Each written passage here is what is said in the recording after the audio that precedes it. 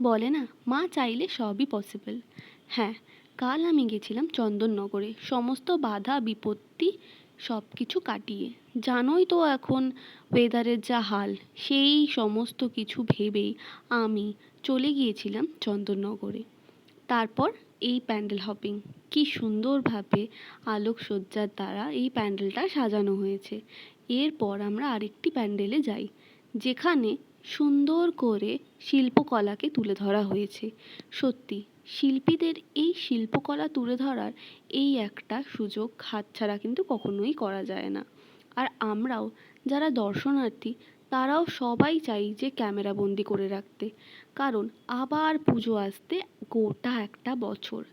আর এই প্যান্ডেলটা দেখতে দেখতে একটা কোয়েশ্চেন আমি তোমাদেরকে করি।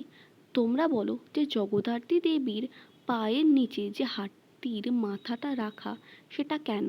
তোমরা জানো সেই পৌরাণিক গল্প? জানলে আমাকে কিন্তু অবশ্যই কমেন্টে বলবে।